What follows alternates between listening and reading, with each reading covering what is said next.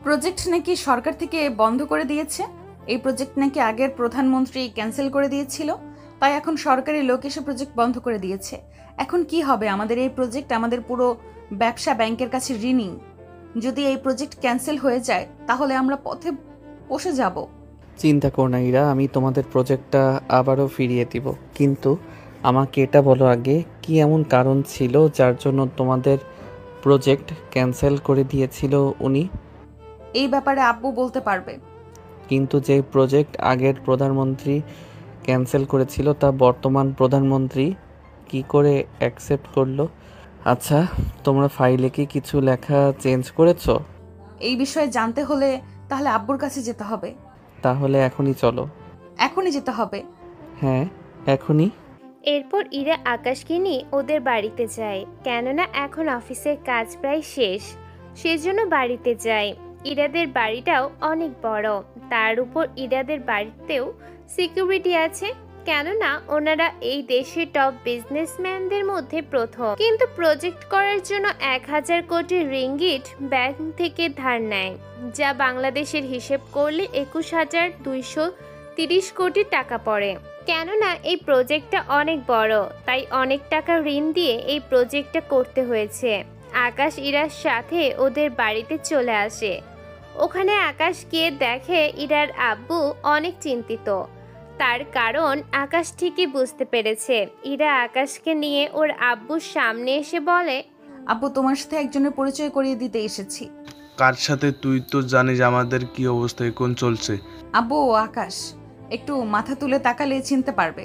ইরার কথায় ওর আব্বু মাথা তুলে তাকায়। উনি তাকিয়ে বসা থেকে উঠে আকাশকে জড়িয়ে ধরে। এইদিকে আকাশ তো কিছুই বুঝতে পারছে না। আঙ্কেল কি করছেন? না, কিছু না, তুমি আমার বাড়িতে এসেছো, এতে আমি খুশি। কিন্তু ভাগ্য কি দেখো তো, আমাদের প্রজেক্টের সাথে জড়িয়ে আছে সব কিছু, কিন্তু দেখো আর হচ্ছে না, সব শেষ হয়ে গেল। আঙ্কেল, আমি কি দুটো ফাইলই দেখতে পারি? মানে ইরার মুখে শুনলাম আগের প্রজেক্ট ক্যান্সেল করেছিল কিন্তু পরের ফাইল অ্যাকসেপ্ট করেছে, তাই দুটো ফাইলই যদি আমাকে দেখান তাহলে আমি চেষ্টা করব আপনাদের প্রজেক্টটা রানিং করার জন্য। তুমি অপেক্ষা করো, আমি ফাইলগুলো নিয়ে আসতেছি। আকাশ অপেক্ষা করতে থাকে। এইদিকে রফিক চৌধুরী ফাইল নিয়ে এসে আকাশের হাতে দেয়। এই হচ্ছে ফাইলগুলো। আগের প্রধানমন্ত্রী এই প্রজেক্ট ক্যান্সেল করছিল, তখন সমস্যা ছিল ফাইলে। পরে আবার উনি বলেছিল ফাইলের সমস্যাগুলো যদি সমাধান করতে পারি তাহলে উনি আবার এই ফাইলে থাকা সব কিছু পড়ে আবার সাইন করবে, কিন্তু তা আর হলো না। আঙ্কেল, কিছু মনে না করলে আমি এই ফাইল দুটো নিয়ে যাচ্ছি। এইগুলো আমি পরীক্ষা করে দেখি কোনো সমস্যা আছে কি না। যদি পাই আমি তা ঠিক করে নতুন করে আবার আপনাদের প্রজেক্ট আপনাদের ফিরিয়ে দিব। ঠিক আছে, তুমি তাহলে নিয়ে যাও। আকাশ ফাইল নিয়ে চলে আসে বাড়িতে।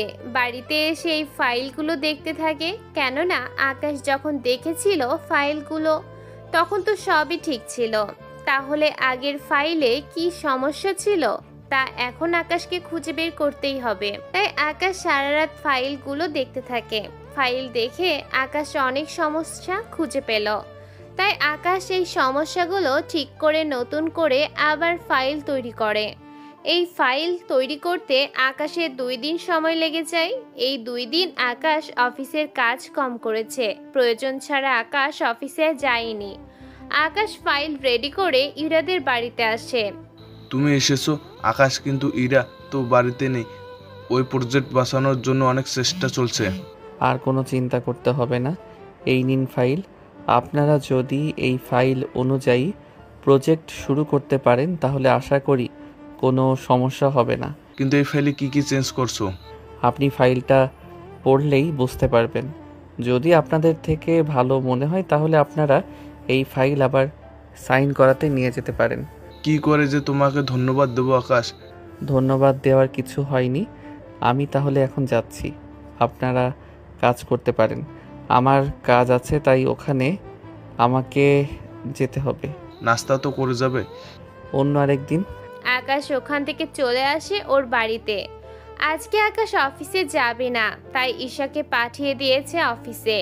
কেননা এই কয়েকদিনে ঈশা ভালোই কাজ করা শিখে গিয়েছে। তাই আকাশ ঈশাকে পাঠিয়ে দেয় ওখানকার কিছু কাজ করে আসার জন্য। ঈশা অফিসে চলে যায়। এইদিকে আকাশ চলে আসে জঙ্গলের মধ্যে। জঙ্গলের মধ্যে আকাশ ওর কাজ করতে থাকে, কেননা ডেভিল ও কিবরিয়াকে কি করা যায় তার ব্যাপারে কথা বলার জন্য। তাই আকাশকে জরুরি মিটিং ডাকে। বস, আমাদের ডেকেছেন? হ্যাঁ ডেকেছি। ওইদিকে ডেভিল ও কিবরিয়া তো মিলিত হয়ে যাচ্ছে। কি বলছেন কিসব? হ্যাঁ, তাই আমাদের যত তাড়াতাড়ি সম্ভব ওদের মধ্যে প্যাচ লাগিয়ে দিতে হবে। সেটা কিভাবে সম্ভব? তাহলে শোনো। এরপর আকাশ সব প্ল্যান করতে ওদের বলে থাকে।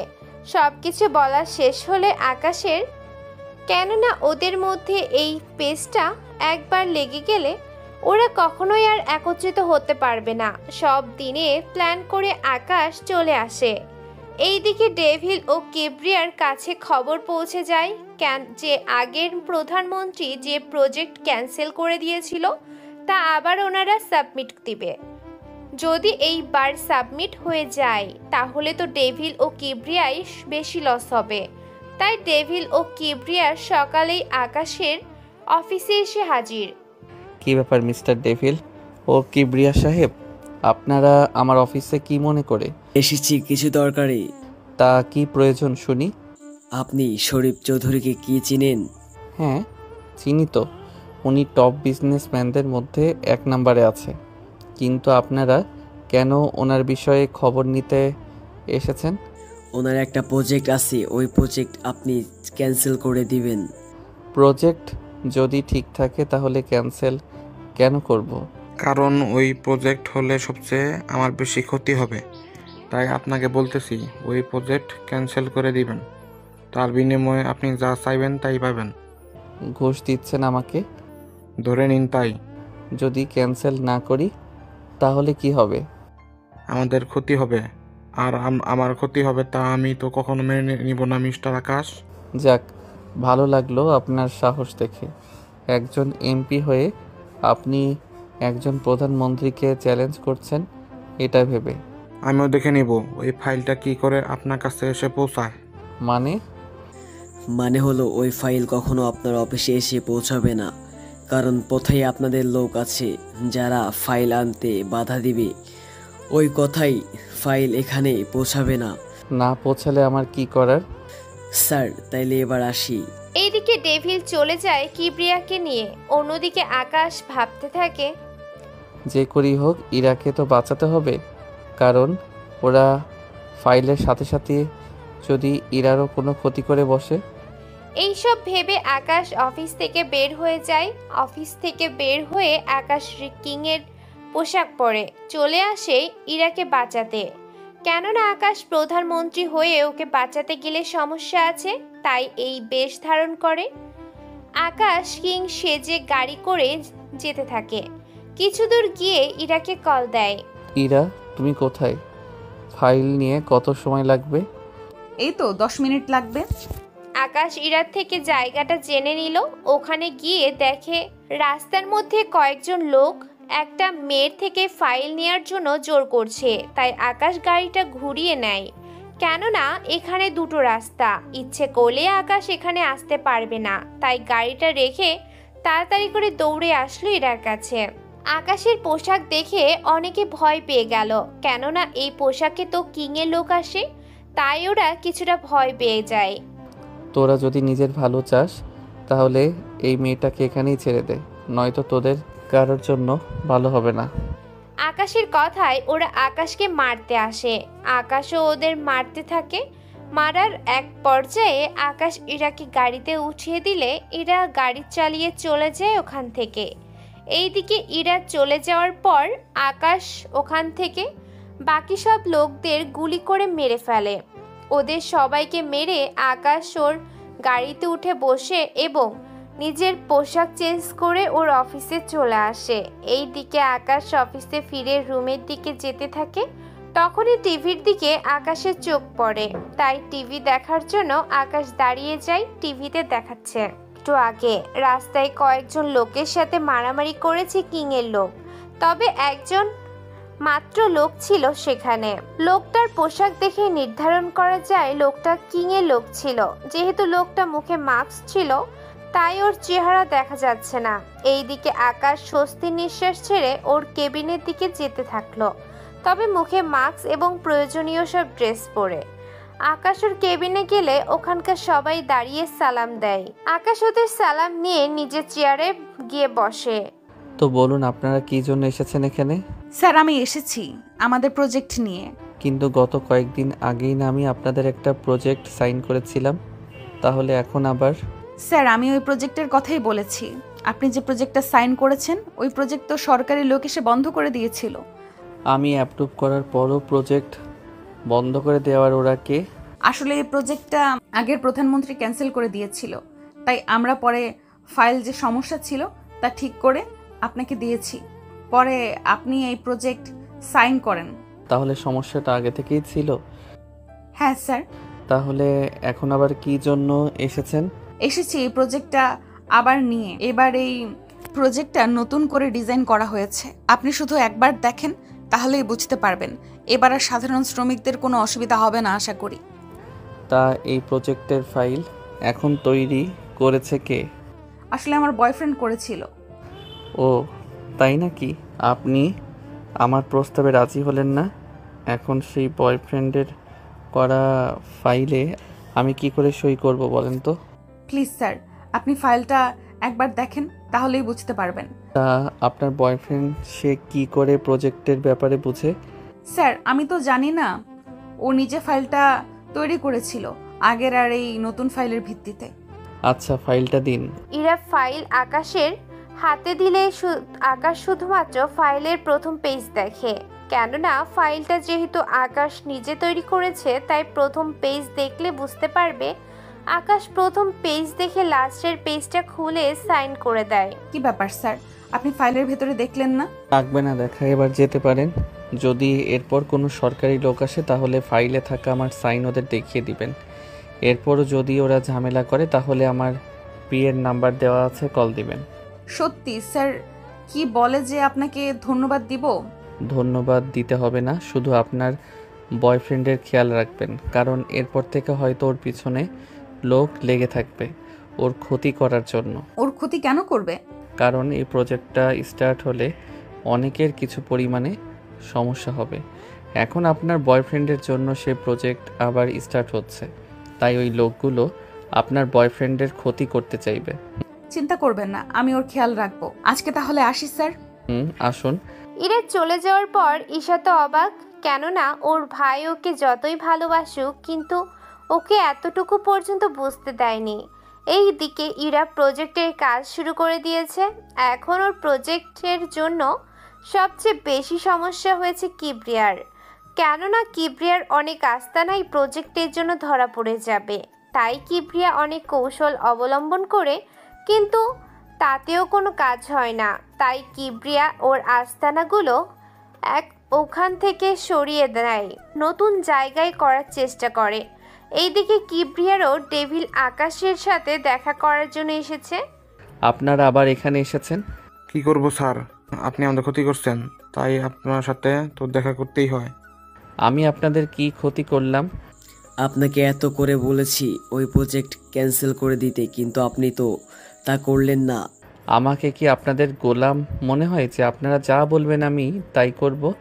আপনারা হয়তো বারবার ভুলে যান আমি চাইলে আপনাদের কি করতে পারি।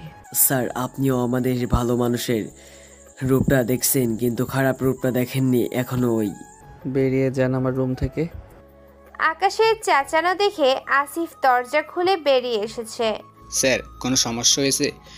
এদের আমার রুম থেকে নিয়ে যাও, এরপর থেকে যেন এদের এই অফিসে না দেখি। তাই হবে স্যার। এই আপনারা রুম থেকে যান। আসিফের কথায় ওরা রুম থেকে উঠে চলে যায়। এর সাথে ওরা যেন এই অফিসে আর না ঢুকতে পারে তার ব্যবস্থাও করা হয়। এইদিকে ওরা দুজনে অফিস থেকে বের হয়ে রাগে লাল হয়ে যাচ্ছে, তাই গাড়ির উপরে হাত দিয়ে বাড়ি দিয়ে বলে, ওই আকাশকে তো আমি দেখে নিব, ওকে আমি এত করে বলার পরও ও ওই প্রজেক্ট ক্যান্সেল করেনি। মাথা ঠান্ডা করো কিবরিয়া, ভুলে যেও না ওই দেশের প্রধানমন্ত্রী ওর ক্ষতি করা এত সহজ না, তাই যা করার ভেবেচিন্তে করতে হবে, বুঝতে পেরেছো? বুঝতে পেরেছি। ওরা দুজনের রাগে ওখান থেকে চলে গেল। এইদিকে ইরা তো অনেক খুশি, কেননা আকাশের জন্য আজকে ইরা ওদের প্রজেক্টটা ফিরে পেল। তাই ইরার পরিবার আকাশের পরিবারকে ওদের বাসায় ডিনার করার জন্য নিমন্ত্রণ করেছেন। আকাশ অনেক কিছুর পর রাজি হয়ে গেল। পরের দিন আকাশ ওর বাবা মাকে ওই ব্যাপারে বলে। এই কথা শুনে ঈশা সবচেয়ে খুশি হয়। যাক, তাহলে ভাইয়া তুই শেষমেশ ইরাকে পছন্দ করে ফেলেছিস। এখন পটর পটর না করে বিকালে যাওয়ার জন্য প্রস্তুত হবি। আব্বু, তুমিও কিন্তু। ঠিক আছে, তাহলে আমি আর তোর আম্মু বিকালে রেডি হয়ে চলে যাব ওদের বাড়িতে। তাই অফিস শেষ করে না হয় ঈশাকে নিয়ে ওদের বাড়িতে চলে আসবি। ঠিক আছে আব্বু, তুমি যখন বলেছো তাহলে তাই হবে। ওই দিন আকাশ ঈশাকে নিয়ে চলে আসে অফিসে।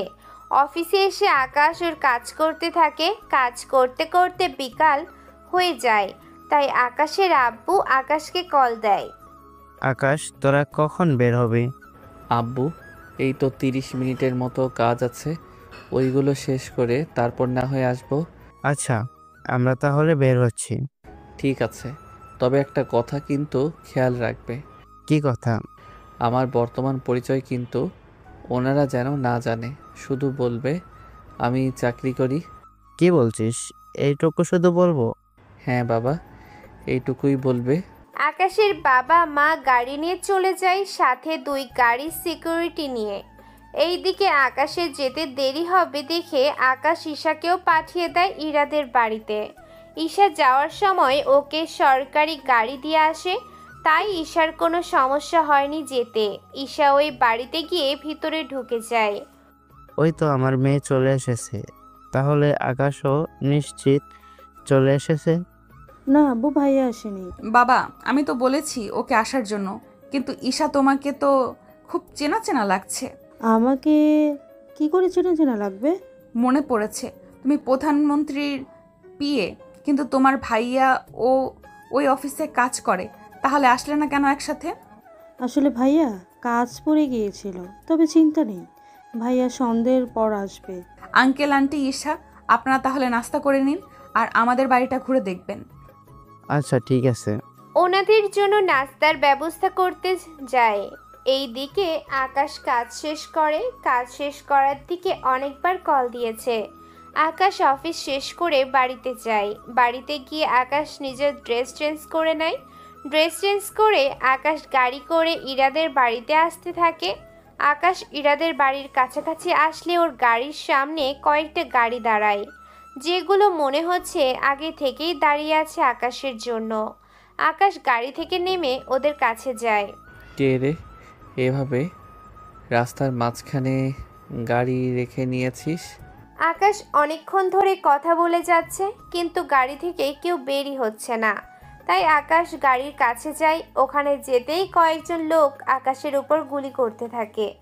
আকাশ লাফ দিতেই গুলি এসে আকাশের হাতে লাগে। আকাশ হাত চেপে ধরে আছে। ওইদিকে ওরা তো গুলি করতেই থাকে। আকাশ কোনো মতে নিজের হাত দিয়ে পেঁচিয়ে ওদের উপর গুলি করতে থাকে।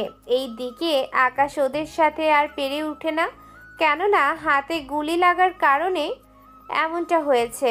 আকাশ তাই গাড়িতে উঠে যায়, কেননা এখানে থাকলে বিপদ আরও বাড়বে। তাই গাড়িতে উঠে পড়ে। গাড়ি চালিয়ে চলে আসতে থাকে ইরাদের বাড়িতে। অন্যদিকে ওরা তো আকাশের পিছু পিছু আসতে থাকে। অন্যদিকে রাত 8টা বাজে। ওরা সবাই আকাশকে কল দিয়েই যাচ্ছে, কিন্তু আকাশ তো কলই ধরছে না। তাই ওরা একটু বেশি চিন্তিত। ঈশা, আকাশ তো কলই ধরছে না। আমিও ঠিক বুঝতে পারছি না কি হয়েছে। কিছুক্ষণ পর নিচ থেকে সিকিউরিটি কল দিয়ে জানায় ওদের গেটের সামনে একজন আহত লোককে পাওয়া যায়। তাই ইরা ও ঈশা ওখানে যায়। ওখানে গিয়ে ওরা সিকিউরিটি গার্ডের লোকটাকে বের করে হসপিটালে নিয়ে যাও তাড়াতাড়ি। গাড়ি থেকে আকাশকে বের করে এইদিকে ইরা ঈশাকে নিয়ে বাড়ির দিকে ঢুকতে গেলে তখন ঈশার গাড়িটা খুব পরিচিত মনে হচ্ছে। তাই ঈশা দাঁড়িয়ে যায়। কি হলো, দাঁড়িয়ে গেলে কেন ঈশা? গাড়িটা আমার চেনা চেনা লাগছে। চেনা চেনা লাগছে? কার গাড়ি এটা? আরে এটা তো ভাইয়ার গাড়ি। কি বলছো কি? হ্যাঁ, আমি ঠিক বলছি। তার মানে গাড়িতে থাকা ওই লোকটা ভাইয়া? ও শিট, তাড়াতাড়ি সিকিউরিটির কাছে চলো। ওরা দুজনেই দৌড়ে গিয়ে সিকিউরিটির কাছে গেল। ওখানে আকাশের চেহারা দেখে ওরা দুজনেই কান্না করে দেয়। সিকিউরিটি, যত তাড়াতাড়ি পারো ওকে হাসপাতালে নিয়ে যাও, আমি বাবা মাকে নিয়ে আসতেছি। অনেক সাবধানে নিয়ে যাবে ওকে। সিকিউরিটি আকাশকে নিয়ে যেতে থাকে। এইদিকে ইরা ও ঈশা কান্না করতে করতে বাড়ির ভিতরে ঢুকে। ওদের এভাবে কান্না করতে করতে রফিক চৌধুরী জিজ্ঞেস করে, ইরা এভাবে কান্না করছিস কেন? বাবা, বাবা, আব্বু ওই লোকগুলো আকাশের উপর হামলা করে, ওর হাতে গুলি লাগে। এখন সিকিউরিটিকে বলেছি ওকে তাড়াতাড়ি হসপিটালে নিয়ে যেতে। তাড়াতাড়ি চলো আব্বু, নয়তো দেরি হয়ে যাবে। এইদিকে ঈশা উপরে গিয়ে ওর বাবা মাকে ডেকে নিয়ে আসে।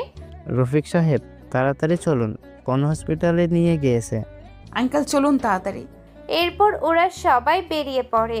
আর ওদের গাড়ির আশেপাশে সিকিউরিটি আছে যাতে ওদের কোনো সমস্যা না হয়।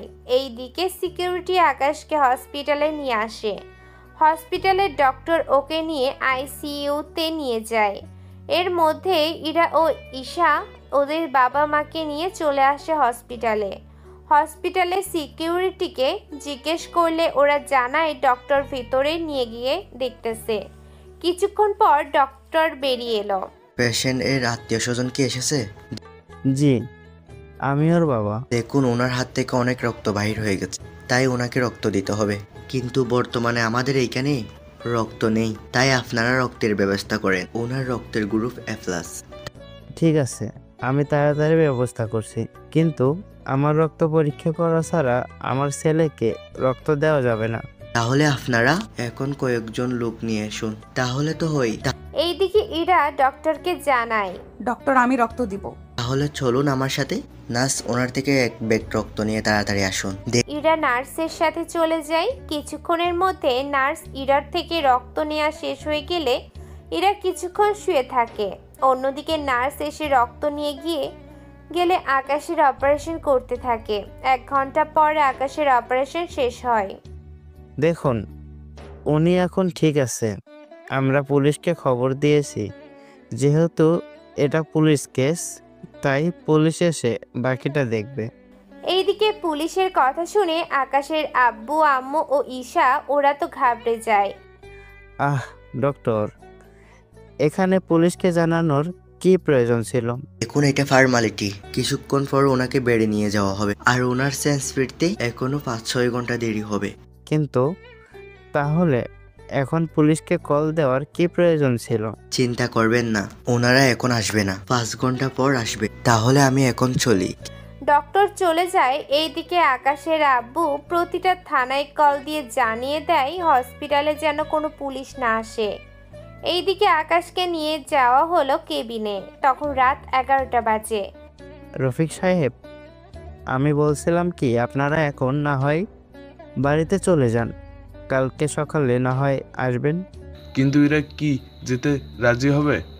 কিন্তু এভাবে হসপিটালের থেকে ওভা কি করবে? তার চেয়ে ভালো ওকে আপনারা বাড়িতে নিয়ে যান। আমি ইরাকে বুঝিয়ে বুঝিয়ে বলতেছি।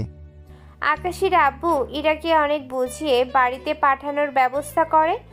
ইরা ওর বাবা মায়ের সাথে চলে যায়। এই দিকে আকাশের বাবা মা ও ঈশা ওনারা কেবিনের বাইরে অপেক্ষা করে। ইরা পরিবার যাওয়ার সময় সিকিউরিটি নিয়ে চলে যায়, কেননা এখানে সিকিউরিটি থাকলে ওনাদের সাথে যাওয়ার জন্য সিকিউরিটি 1-2 জনও থাকবে না। তাই আকাশের আব্বু সব সিকিউরিটিকে পাঠিয়ে দেয়। ওদের পাঠিয়ে দিয়ে আকাশের আব্বু আসিফকে কল দিয়ে ব্যাপারটা জানায়। আসিফ সব কথা শুনে 5 জন সিকিউরিটি নিয়ে আসে, কেননা বেশি সিকিউরিটি আনলে সমস্যা হয়ে যাবে, সেজন্য আসিফ সিকিউরিটি নিয়ে হসপিটালে চলে আসে। স্যার, এখন কেমন আছে? ভাইয়া এখন ভালো আছে।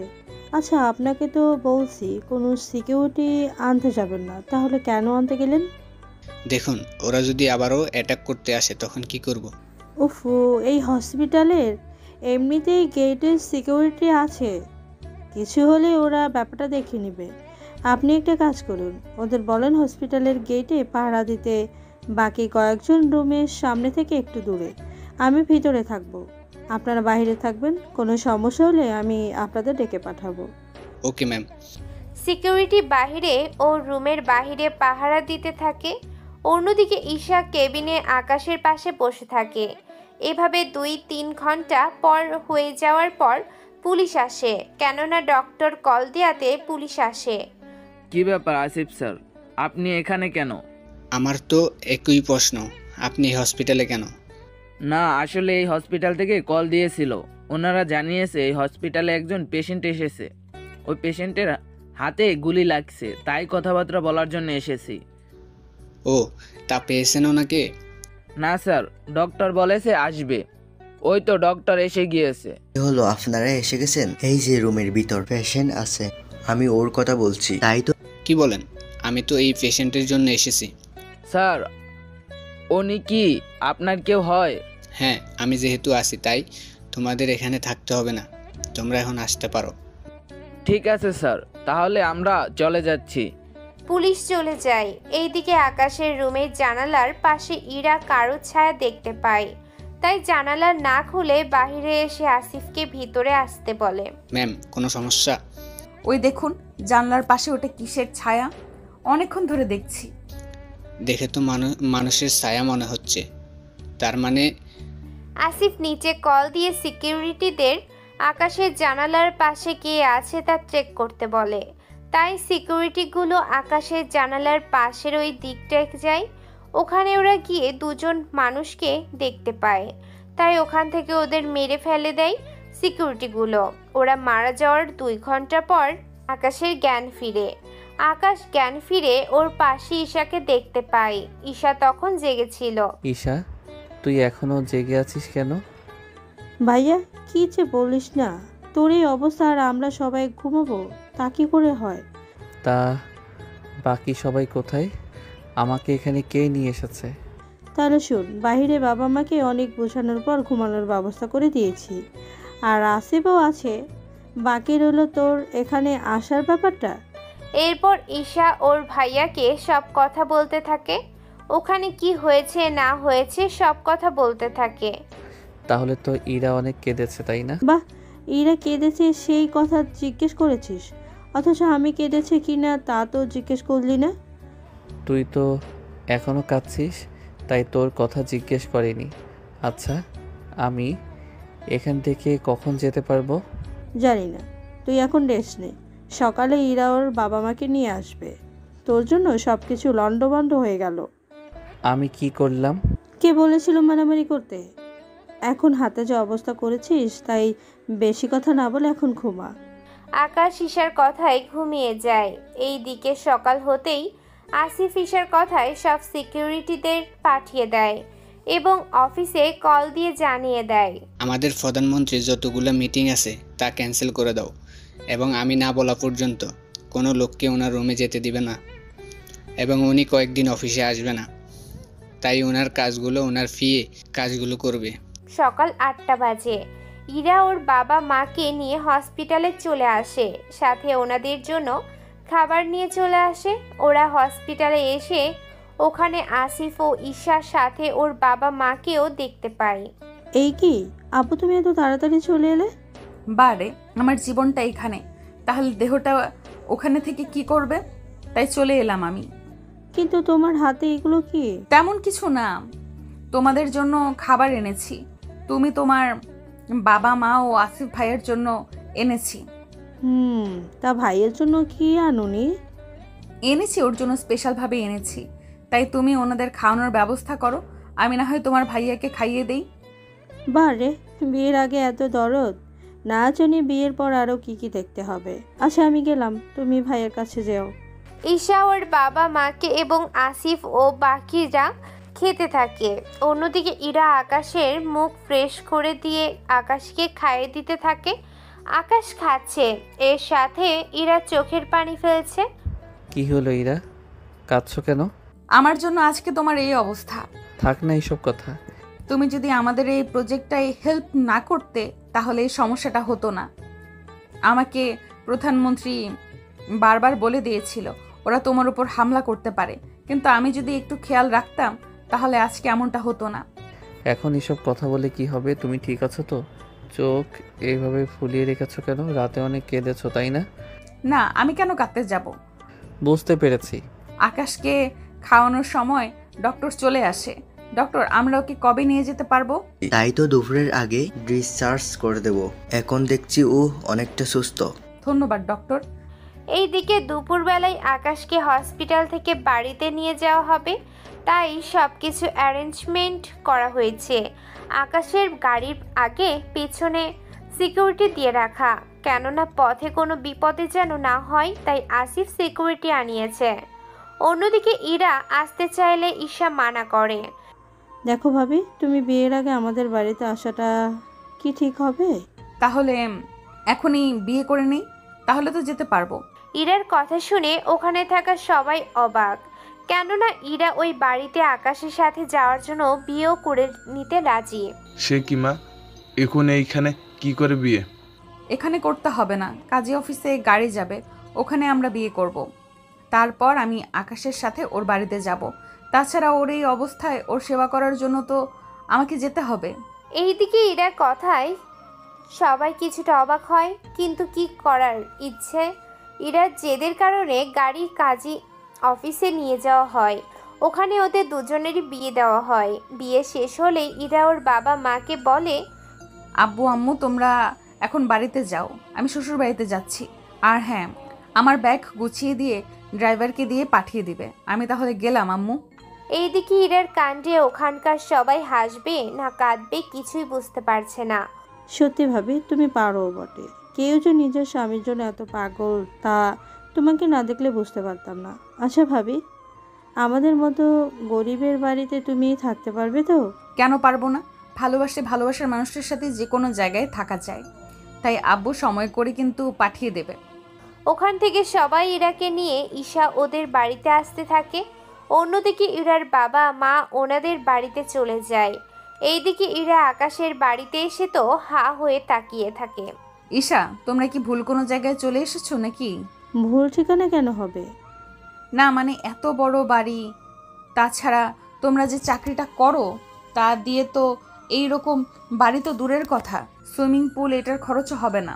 বাইরে দেখে এই অবস্থা, ভিতরে গেলে দেখবে আরো অনেক কিছু। এইদিকে আসিফ আকাশকে ওর রুমে নিয়ে যায়। ঈশা ইরাকে নিয়ে বাড়ির ভিতরে নিয়ে যায়। বাড়ির ভিতর গিয়ে ইরা তো পুরাই ফিদা হয়ে যায়, কেননা এত সুন্দর বাড়ি ইরা কখনো চোখেও দেখেনি। ঈশা, আমি না এত সুন্দর বাড়ি কখনো চোখে দেখিনি। এটা তো কিছুই না, তুমি ভাইয়ের রুমে গেলে তো বাইর হতেই চাইবে না। কি বলছিস, সত্যি? আচ্ছা ঈশা, তোদের বাড়িতে পুলিশ ও কমান্ডো এত লোক কেন বলতো? আরে এইগুলো তো আমার জন্য। তোর জন্য মানে? আসলে আমি তো প্রধানমন্ত্রী, তাই আমার নিরাপত্তার জন্য এরা এখানে। ইরা ও ঈশা কথা বলতে থাকে, তখন পুলিশ এসে ঈশাকে বলে, ম্যাম, স্যার এখন কেমন আছে? আমরা কি ওনার সাথে কথা বলতে পারি কিছুক্ষণের জন্য? কেন? আসলে ওনার ওপর কারা অ্যাটাক করেছে ওদের খুঁজে বের করার জন্য, তাই স্যারের সাথে কথা বলতে হবে। ভাইয়া বলেছে ওটা ভাইয়া নিজে হ্যান্ডেল করবে, তাই আপনি এখন না যাওয়াটাই আমার মনে হয় ভালো হবে। তাহলে তাই হবে। চলো ভাবি, তোমাকে ভাইয়ের রুমে নিয়ে যাই। চলো। ঈশা ইরাকে আকাশের রুমের দিকে যেতে থাকে। যেতে যেতে ঈশা বাহিরে সব কিছু দেখতে থাকে, কেননা বাড়িটা এতটাই সুন্দর করে সাজানো হয়েছে যে কারো তাকিয়ে থাকতে ইচ্ছে করবে। ইরা ঈশার পিছু পিছু আকাশের রুমের সামনে আসে। দাঁড়িয়ে গেলে কেন? আরে পাসওয়ার্ড ছাড়া তো রুমে প্রবেশ করা যাবে না, তাই একটা কাজ করো, আমার সাথে নিচে চলো। ওখানে ভাইয়া আর আমার ওই বাবা মার রুমে ঢোকার জন্য তোমাকে স্ক্যান করে নিতে হবে, তাহলে কোনো সমস্যা হবে না। বাপরে বাপ, রুমে ঢুকতে গেলে এত কিছু লাগে? ভাবে লাগে। তাই ঈশা ইরাকে নিয়ে নিচে আসে এবং কন্ট্রোল রুমে ইরাকে নিয়ে আসে। ভাইয়া, উনি আমার ভাবি, ওনার বডি স্ক্যান করে সেট করে দাও, যাতে করে ভাইয়া আমার ও বাবা মায়ের রুমে ঢুকতে পারে। ঈশার কথাই ওরা ইরাকে একটা মেশিনের ভিতর ঢোকায় এবং ইরার বডি স্ক্যান করে নেয়। তো সিকিউরিটি ডোর লকে সেট করে নেয়। ভাবি, হয়ে গেছে, এবার চলো আমরা উপরে যাই। ওরা উপরে চলে আসে। উপরে এসে ঈশা ইরাকে দরজার সামনে দাঁড় করিয়ে দেয়। দরজা থেকে একটা রেঞ্জ বের হয়ে ইরাকে স্ক্যান করে। স্ক্যান ঠিক হলে দরজা খুলে যায় অটোমেটিকভাবে। দরজা খুলে গেলে ইরা ভিতরে ঢুকে ইরা তো অবাক, কেননা ভিতরে আকাশ ও ইরার একটা ছবি বাঁধানো আছে, যে ছবিটা ইরা তুলেছিল আকাশের সাথে। আকাশ রুমটা দেখতে থাকে। রুমটা অনেক সুন্দর করে সাজানো। রুমের সাথে বারান্দায় অনেক রকম ফুল গাছ, তার সাথে আছে জিম স্পষ্ট। ঈশা, এই রুমটা তো সত্যি অনেক সুন্দর, কিন্তু যার জন্য আসলাম সে কোথায়? ভাইয়া ওই দিকটা থাকতে পারে। হাত দিয়ে ইশারা করে বারান্দার পাশে আরও একটা রুম আছে, ওই রুমটা দেখিয়ে দেয়। ওই রুমটায়? কিন্তু ওই রুমের ভেতরে কি আছে? আসলে ভাইয়া প্রায় সময় ওই রুমে থাকে, তবে ওটা রুম না, এই রকম খোলামেলা বারান্দা। বাইরে গেলে দেখা যায় ওখানে দোলনা এবং সুইমিং পুলও আছে। ঈশা, তুমি কি ওখানে গিয়েছো নাকি? না, তবে ভাইয়ের কাছে শুনেছি। ভাবি, তুমি ওখানে যাবে নাকি? গেলে আবার বকবে নাকি? আরে না ভাবি, বকবে না, তুমি যাও, আমি না হয় কিছুক্ষণ পরে আসবো। ইরা ধীরে ধীরে ওই রুমের কাছে যায়। রুমের দরজা খুলে দেখে আকাশ দোলনায় শুয়ে শুয়ে দোল খাচ্ছে। তাই ইরা আকাশের কাছে গিয়ে কয়েকটা কাশি দেয়, এতে করে আকাশ উঠে বসে। কি ব্যাপার, তুমি এখানে কি করে এলে? কেন, আমি কি আসতে পারি না এখানে? পারো, কিন্তু তুমি জানলে কি করে আমি এখানে আছি? আমাকে ঈশা বলেছিল তুমি যেখানে অসুস্থ কই একটু বিশ্রাম নিবে, কিন্তু তুমি তা না করে এখানে এসে দোল খাচ্ছ। বাড়িতে যে নতুন বউ এসেছে সেদিকে তো দেখি তোমার কোনো খেয়ালই নেই। নতুন বউ? হ্যাঁ, নতুন বউ। কেন, তুমি জানো না? কই না তো, এই বাড়িতে আমি ছাড়া তো অন্য কোনো ছেলে নেই, তাহলে নতুন বউ? হয়েছে, এভাবে তাকাতে হবে। আমি মনে হচ্ছে প্রথম মেয়ে যে কিনা কোনো রোম্যান্স ছাড়া ফুলশয্যার রাত পার করবে। কি, তুমি ফুলসজ্জা নিয়ে পড়ে আছো? কেন থাকবে না? বিয়ের পর তো সব ছেলে মেয়েরই ফুলশয্যা হয়, তাহলে আমার কেন হবে না? আরে, আমাকে তো আগে সুস্থ হতে হবে, তারপর না হয় হবে। ঠিক আছে, তাহলে আমি ততদিন তোমার সাথে রাতে ঘুমাবো না। হ্যাঁ? জি, তাই হবে। এখন চলো রুমে যাই, কিছুক্ষণ পর সন্ধে হয়ে যাবে। তোমাকে এখন রুমে গিয়ে বিশ্রাম করতে হবে, তাই এখন ওঠো তুমি। আকাশ উঠলে ইরা আকাশের হাত ওর কাঁধের উপর দিয়ে নিয়ে নেয়, এতে করে আকাশের হাঁটতে সুবিধা হবে। আকাশ ইরার উপর ভর দিয়ে রুমে এসে যে শুতে যাবে, অমনি ইরা আকাশের বুকের উপর পড়ে যায়, আর এতে করে ইরার ঠোঁট ও আকাশের ঠোঁট এক হয়ে যায়। এরই মধ্যে ঈশা ফিরে আসে। ঈশা এইসব দেখে লজ্জা পেয়ে ইরা ব্যাপারটা বুঝতে পেরে বিছানা থেকে উঠে যায়। বিশ্বাস কর ভাই, আমি কিছুই দেখিনি। দেখলে আর কি হবে, তোমার ভাইয়া ইচ্ছে করে করেছে। কি? আমি কখন ইচ্ছা করে করলাম? তুমি তো আমাকে টান দিয়ে। উফ, কি মিথ্যে কথা বলে এই মেয়ে, বোনের সামনে ভাইয়ের ইজ্জত পুরো মাটি করে দিল। কি হলো, তুমি বলছো না যে? ভাবি, ভাইয়াকে না কিছু বলতে হবে না, আমি ভালো করেই জানি এই কাজটা কে করেছে। আর ভাইয়া, তোর খাবার নিয়ে আসবো কিছুক্ষণ পর, তারপর আমি তোকে খাইয়ে দিব। ঈশা, তাহলে আমি এখানে থেকে কি করব? মানে কি ভাবি? পাশে বউ থাকতে ঈশা তুমি কেন খাইয়ে দিবে? ওকে আমি খাইয়ে দিব, শত হোক, স্বামী তো আমার। সত্যি ভাবি, আমি হাসবো না কাঁদবো বুঝতে পারছি না। অনেকের মুখে শুনেছি বিয়ের পর ছেলেটা নাকি বউ পাগল হয়, অথচ আমার বাসায় তার উল্টো।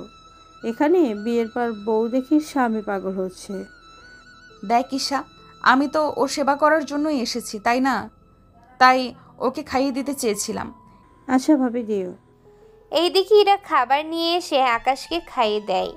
আকাশের খাওয়া শেষ হয়ে গেলে ওকে ওষুধ খাইয়ে দিলে আকাশ ঘুমিয়ে পড়ে। আকাশ ঘুমিয়ে পড়লে ইরা উঠে ঈশার রুমে যায় এবং ওখানে ঈশার সাথে ঘুমিয়ে পড়ে। পরের দিন সকালে ইরা ঘুম থেকে উঠে চলে আসে আকাশের কাছে। ওখানে আকাশকে ফ্রেশ করিয়ে নাস্তা খাইয়ে আবার ওষুধ খাইয়ে দেয়। তখনই ঈশা এসে দরজার সামনে দাঁড়ায়। ভাইয়া, আমি অফিসে গেলাম, যদি কোনো প্রয়োজন হয় আমি কল দিব। ঈশা, আমিও কি তোর আসবো অফিসে? তুমি অফিসে গেলে আমাকে দেখবে কে? ও তাই তো, তাহলে ঈশা তুমি বরং না হয় অফিসেই যাও। এইদিকে ঈশা চলে যায়। ঈশা অফিসে গিয়ে মোটামুটি কাজকর্ম করতে থাকে। মাঝে মাঝে কিছু ফাইল প্রাইভার ড্রাইভারকে দিয়ে পাঠিয়ে দেয়। ড্রাইভার ওইগুলো নিয়ে আসলে আকাশ ওই ফাইলগুলোকে সাইন করে দিলে ড্রাইভার ফাইল নিয়ে চলে যায়। দুপুরের দিকে ঈশাও কাজ শেষ করে বাড়িতে আসে, তার সাথে ইরার বাবা মাও আসে। অন্যদিকে আকাশ অফিসে কল দিয়ে জানিয়ে দেয় আকাশকে মারা পিছনে এমপি, কিবরিয়া ও ডেভিল ওদের দুজনেরই হাত আছে। আকাশের বলার ভিত্তিতে পুলিশ ওদের পার্টি থেকে বের করে দেয় এবং পার্টি লোক হওয়ার ওদের আর জেলে নেয়নি, তবে পার্টির সদস্য থেকে ওদের বের করে দেওয়া হয়। তার সাথে ওদের অনেক অপমানও করা হয়। এই অপমানের প্রতিশোধ ওরা নিবে, তাই ওরা দুজনে মিলে প্ল্যান করে নেয়। ইরার বাবা মা বাড়িতে আসে ইরা ও আকাশকে দেখার জন্য। বাবা, আমি ভালো আছি। তোমরা এত লেট করে এলে, আমার ড্রেসগুলো কোথায়? এই তো ওই ব্যাগে আছে।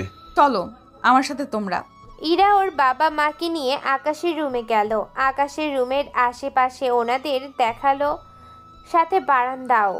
আকাশকে ডেকে দে তো ইরা। ওকে, ঘুমের ওষুধ খাওয়ানো হয়েছে, তাই এখন ঘুমাচ্ছে। রাত 9টা ছাড়া উঠবে না। তাহলে তো আর জামাইয়ের সাথে কথা হবে না, আমরা তো কিছুক্ষণ পরে চলে যাব। কি বলছো তোমরা? চলে যাবে? আজকে রাতটা থাকো আব্বু। না রে মা, আরেকদিন এসে থাকবো। ইরার বাবা মা ড্রয়িং রুমে আসে নাস্তা করার জন্য। তখন আকাশের বাবা মায়ের সাথে কথা বলতে থাকে। ওনারা কথা বলা শেষ হয়ে গেলে সন্ধ্যার পর বাড়িতে চলে যায়। এইদিকে আকাশ রাতে ঘুম থেকে উঠলে ইরা ওকে খাইয়ে দেয়। এভাবে 4 দিন কেটে যায়। আকাশ এখন সুস্থ। পরের দিন আকাশ অফিসে যাওয়ার জন্য রেডি করে দেয় ইরা। অনেক সুন্দর করে আকাশকে কোর্ট থেকে যাবতীয় যা যা লাগে সব কিছু ঠিক করে দেয়, সাথে ব্যাগও গুছিয়ে দেয় যাওয়ার আগে। ইরা এদিকে আসো, টাইটা বেঁধে দাও। ইরা আকাশের কাছে আসে। আকাশের পায়ের উপর পা তুলে দাঁড়িয়ে আকাশের ট্রাই বেঁধে দেয়। এতে করে ইরা ও আকাশের মধ্যে একটা ভালো ফিলিংস কাজ করতেছে।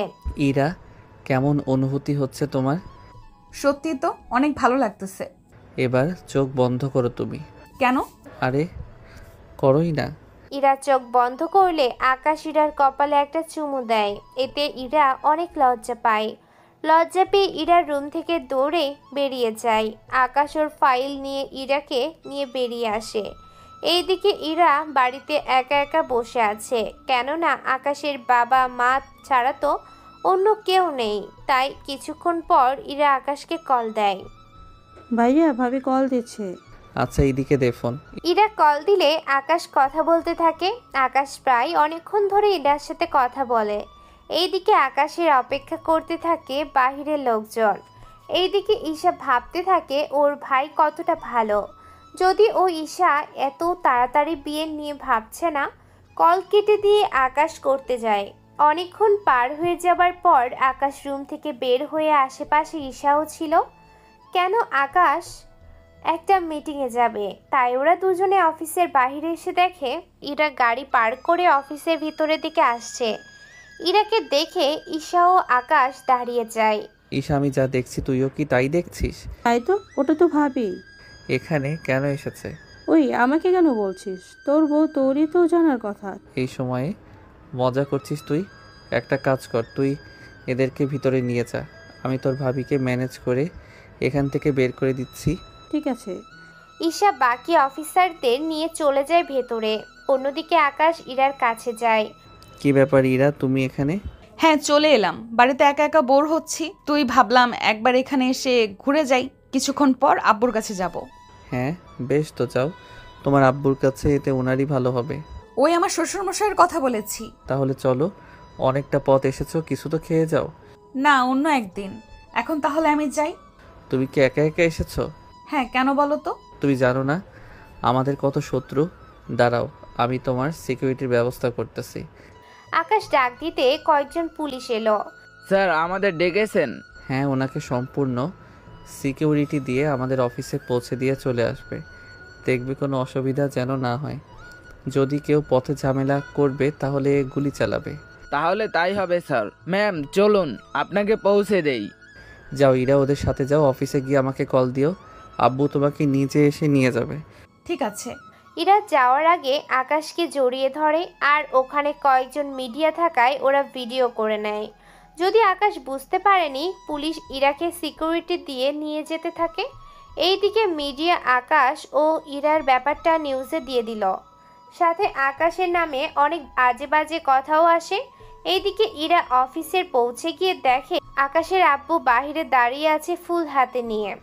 আব্বু এসব কি? পারে তুই প্রথম আমাদের অফিসে এলি, তাই বলে এইভাবে এখন সবাই কি ভাববে? কেউ কিছু ভাববে না। এইদিকে আকাশ খবর পেয়ে ওই চ্যানেলের লোক পাঠায় এবং ওই মিডিয়ার লোকদেরও ডাকে। ওদের ওখানে ডেকে আকাশ ওই চ্যানেলগুলো বন্ধ করে দেয় এবং ওই মিডিয়া লোকগুলোকে 10 বছরের কারাদণ্ডও দেয়, কেননা না বুঝে এমন খারাপ রিপোর্ট করাতে। এইদিকে ভিডিওটা ডেভিল ও কিবরিয়াও দেখে ফেলে। ওরা ভিডিওটা দেখে নিজেদের মধ্যে প্ল্যান করে ফেলে। বুঝতে পারছো ডেভিল, কি খেলাটাই না আমাদের সাথে খেললো। তার মানে ওই মেয়েটার বয়ফ্রেন্ড আমাদের প্রধানমন্ত্রী। সেজন্য তো বলি, আমরা এত কিছু অফার করেছি, অনেক বারণ করার পরও ও কেন আমাদের কথা রাখেনি। আগের প্রধানমন্ত্রীকে যেভাবে মেরেছি একে ওইভাবে মারবো। এখন পর্যন্ত আগের প্রধানমন্ত্রী কিভাবে মারা গিয়েছে তা আপনাদের বলা হয়নি।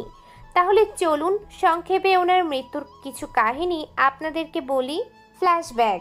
আগের প্রধানমন্ত্রী অনেক ভালো ছিল, উনি সব সময় সত্যের পথে থাকতেন, কিন্তু এই কিবরিয়া ও ডেভিল ধোকা দিয়ে ওনাকে মেরে ফেলে। ইরাদের প্রজেক্ট উনি নিজে একসেপ্ট করেন, কিন্তু এর জন্য কিবরিয়ার অনেক ক্ষতি হয়। কিবরিয়া এসে প্রধানমন্ত্রীকে অনেক বুঝায়, কিন্তু উনি কিছুতেই রাজি হচ্ছিল না। পরে ওরা ভুল এটাই ফাইলে সাইন নিয়ে ওই সাইন ইরাদের ফাইলে উঠিয়ে দেয়। এতে করে ওদের ফাইল সঠিক থাকলেও কিয়া ও ডেভিলের কারণে তা ক্যান্সেল হয়ে যায়। এরপর কিবরিয়া ও ডেভিল আগের প্রধানমন্ত্রীকে নিয়ে কোথাও যাওয়ার সময় পাহাড়ি এলাকায় গিয়ে যাওয়ার সময় গাড়ি নিচে ফেলে দেয়। এতে করে আগের প্রধানমন্ত্রী মারা যায়, আর বাকি যত সাক্ষী ছিল ওরা দুজনে টাকা খায় বন্ধ করে দেয়। ফ্ল্যাশব্যাক শেষ, চলুন গল্পে ফেরা যাক। কিন্তু ওই প্রধানমন্ত্রী তো আমাদের বের করে দিয়েছে, এখন তো ইচ্ছা করলেও ওর কাছে যেতে পারবো না। আমাদের কোনো পদ ও তো বেছে নেই। কে বলেছে বেঁচে নেই? যদি আমাদের মাফিয়া রূপ নিয়ে ওর সামনে যায় তাইলে ওকে কেউ বাঁচাতে পারবে না। কথাটা ঠিক বলেছিস। তাহলে চল আমরা সাদা আর লাল মিলে যাই, তাহলে ওই প্রধানমন্ত্রী আমাদের কিছু করতে পারবে না। আচ্ছা, আমাদের এই কাজে কিংকে যদি আমার অপার করি, কিং যদি এবার বাজি হয়ে যায় তাইলে এই শহরে শুধুমাত্র মাফিয়া রাজত্ব করবে। তাহলে চল আমরা কিং এর সাথে দেখা করার ব্যবস্থা করি। এইদিকে সন্ধে হয়ে যাওয়ায় আকাশ, ঈশা ও ইরা ওরা সবাই বাড়িতে চলে আসে। ইরা বাড়িতে থেকে বোর হয়ে যাচ্ছে, কেননা আকাশের আম্মু ছাড়া তো অন্য কেউ নেই যে ইরার কথা বলে সময় কাটাবে। আজকে আকাশ পুরোপুরি সুস্থ, তাই আজকে থেকে ইরা আকাশের সাথে ঘুমাবে। তাই ইরাকে আজকে অনেক খুশি দেখাচ্ছে। কি ব্যাপার ভাবি, আজকে তো খুশি হচ্ছ? খুশি না হয়ে কোনো উপায় আছে? আজকে যে আমাদের ফুলসজ্জা, আজকে রাতে অনেক মজা করব আমরা দুজনে। ভাবি, তোমার মুখে কিছুই কি আটকায় না? যাও এবার তোমার রুমে, দাঁড়াও কপালে টিপ দিয়ে দিচ্ছি। ঈশা এতক্ষণ ধরে ইরাকে সাজাতে সাজাতে এই কথাগুলো বলল। চলো ভাবি, তোমাকে রুমে দিয়ে আসি। ঈশা কি ইরাকে আকাশের রুমে নিয়ে গিয়ে বসিয়ে দেয়। ইরা বড় একটা ঘোমটা দিয়ে বসে আছে বিছানার উপরে।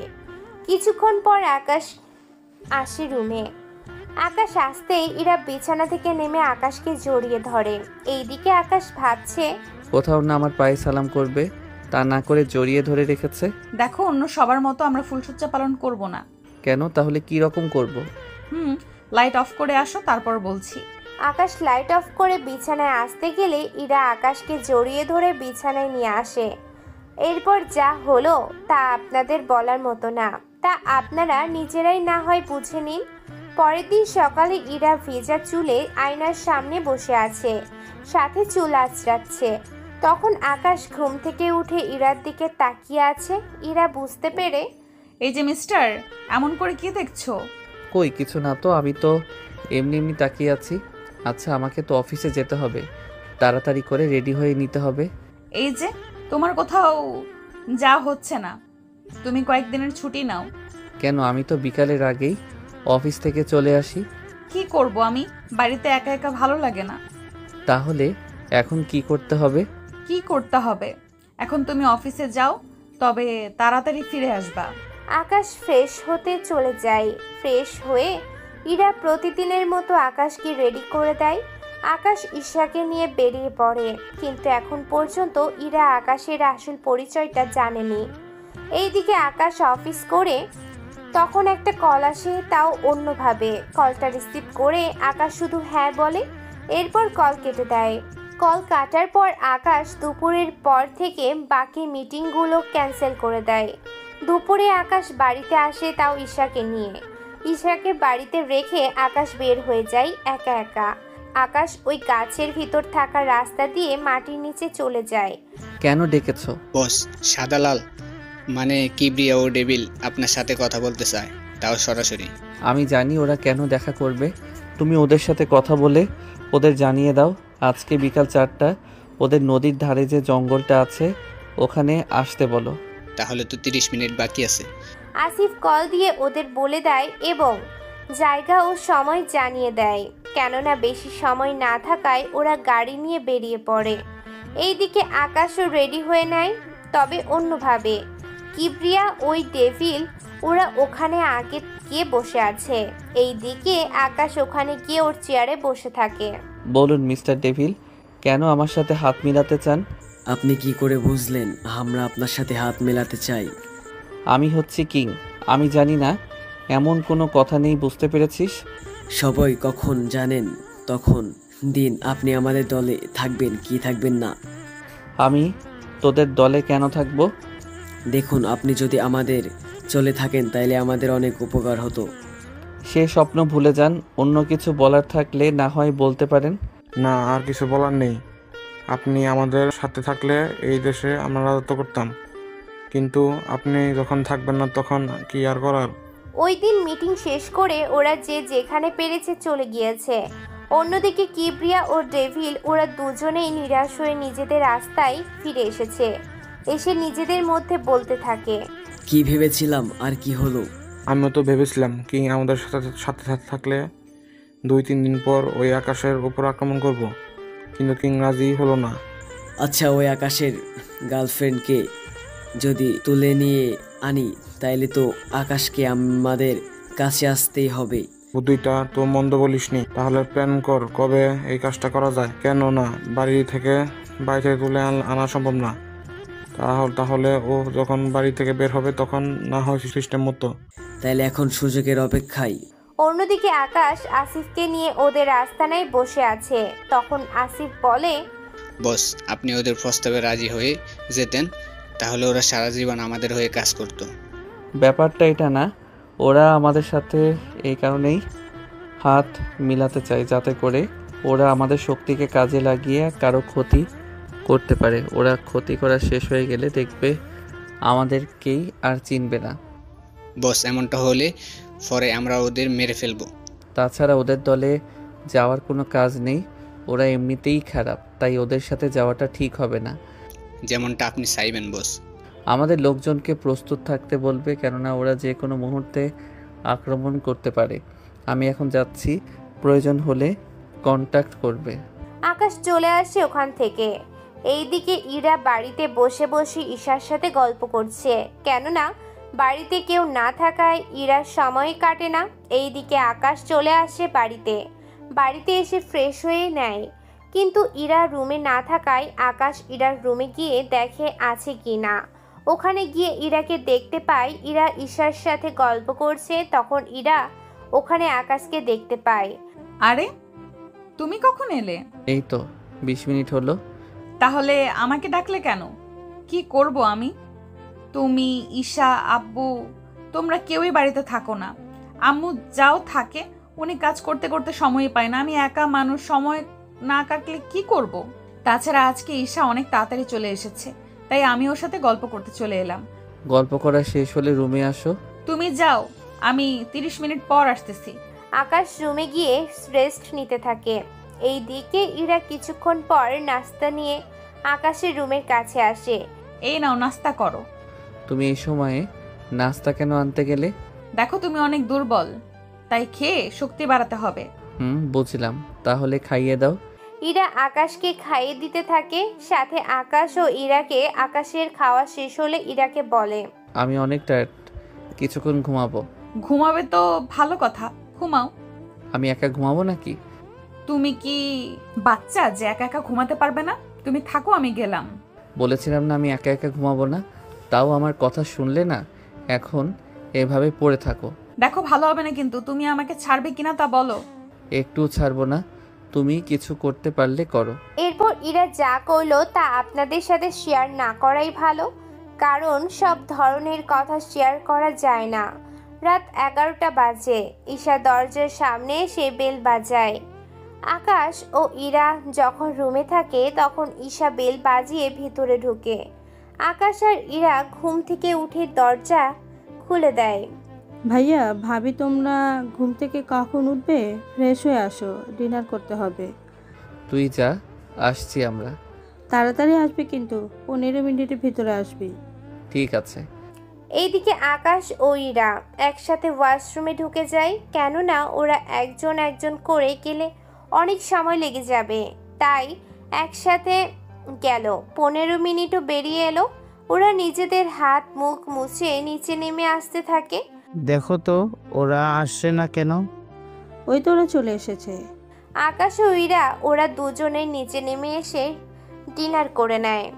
ডিনার শেষ করে ওরা দুজনেই আবার উপরে চলে যায়। এইদিকে আকাশ রুমে গিয়ে শুয়ে আছে। তখন ইরা আকাশের কানের কাছে মুখ নিয়ে বলে, এ শুনছো? বলো, কি বলবে? আমার না বেবি লাগবে। কি লাগবে আবার বলো তো? উফ, বেবি লাগবে মানে বাচ্চা লাগবে। তুমি এত তাড়াতাড়ি বাচ্চা নিয়ে কি করব? কি করব মানে? বাড়িতে থেকে আমার সময়ই কাটে না, তাই বেবি হলে ওকে নিয়ে আমার সময় কেটে যাবে। যাই। ও, তাহলে সময় কাটানোর জন্য ম্যাডামের বাচ্চা লাগবে, তাই তো? হ্যাঁ, ঠিক তাই। তাহলে কি আজকে থেকে শুরু করব? কি? এই তো বাচ্চা নেওয়ার কাজ। আজ না, কাল থেকে। এখন ঘুম পাচ্ছে, ঘুমাবো। একটু আগেই না ঘুমালে তুমি? কখন ঘুমালাম? তুমি তো ঘুমাতেই দিলে না। তাহলে এখন সব দোষ আমার? তাহলে ঘুমাবো না। এরপর ওরা একজন আরেকজনকে জড়িয়ে ধরে শুয়ে পড়ে। পরের দিন সকালে আকাশ বেরিয়ে পড়ে অফিসের দিকে। দুপুর দিকে ইরা বাড়িতে থেকে অনেক বোর হচ্ছে, তাই গাড়ি নিয়ে বেরিয়ে পড়ে ইরা ওর শ্বশুরের কাছে অফিসের দিকে। এইদিকে বিকেল হয়ে যায়। আকাশ ও ঈশা ওরা দুজনেই বাড়িতে চলে আসে। তার সাথে সাথে আকাশের আব্বু চলে আসে। আব্বু, তুমি একা এলে? ইরা কোথায়? এরা তো আমার কাছে আসেনি। কি বলো? ও তো আমাকে বলেছিল তোমার কাছেই যাচ্ছে। আচ্ছা, ওর সাথে কি কোনো সিকিউরিটি ছিল? এই ব্যাপারে আমি কি করে বলবো? আসিফ, কন্ট্রোল রুমে চলো, ওখানে গিয়ে দেখতে হবে ব্যাপারটা আসলে কি। চলুন স্যার।